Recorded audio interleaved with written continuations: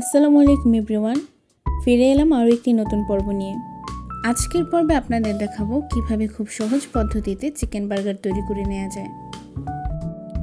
Burger তৈরির জন্য আমি এখানে 2 পিস চিকেন ব্রেস্ট নিয়ে নিয়েছি। এরপর আমি এর মধ্যে দিয়ে দিচ্ছি 1 চা চামচের মতো জিরা গুঁড়া, 1 চা চামচের মতো লাল মরিচের গুঁড়া। আপনারা এখানে ঝালটা কমিয়ে কিংবা বাড়িয়ে নিতে পারেন। এরপর দিয়ে দিচ্ছি 1/2 চা চামচের মতো হলুদের গুঁড়া, দিয়ে দিচ্ছি পরিমাণ মতো লবণ, দিয়ে দিচ্ছি গরম মশলা গুঁড়া, দিচ্ছি 1 টেবিল চামচের মতো সয়া সস, দিয়ে দিচ্ছি 1 টেবিল চামচের মতো টমেটো সস।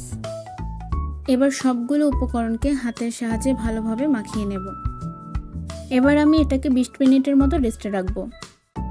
এখানে আমি বার্গার বানাতে যে পান নিয়েছি সেখান থেকে 2 পিস টুকরো করে ছিঁড়ে নেব। এরপর এটাকে আমি ব্লেন্ডারে গুঁড়ো করে নেব।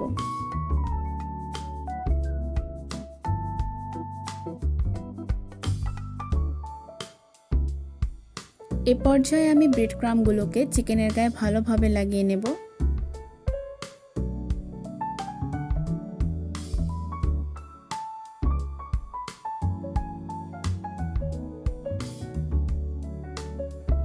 চিকেন ভাজার জন্য আমি এখানে পরিমাণ মতো তেল নিয়েছি। তেলটা গরম হলে আমি চিকেনের পিসগুলোকে এক এক করে ছেড়ে দিচ্ছি।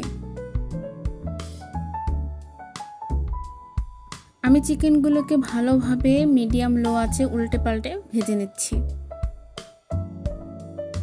চিকেনগুলো যখন এমন গোল্ডেন কালার চলে আসবে তখন আমি এগুলোকে চুলা থেকে নামিয়ে নেব।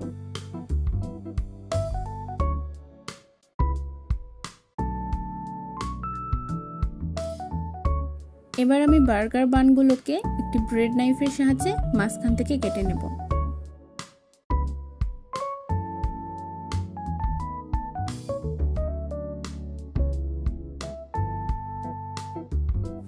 এরপর আমি ব্রেডগুলোকে একটি তাওয়ায় উল্টে পাল্টে ভালোভাবে ছেঁকে নেব।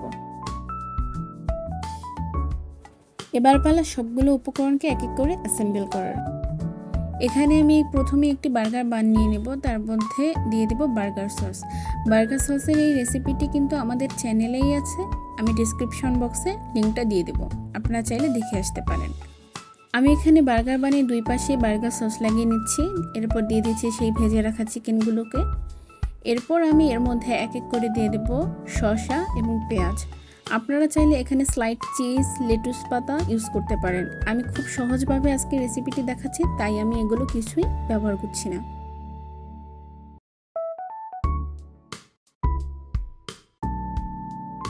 এই তো তৈরি হয়ে গেল খুব সহজ রেসিপিতে ঝটপট চিকেন বার্গার।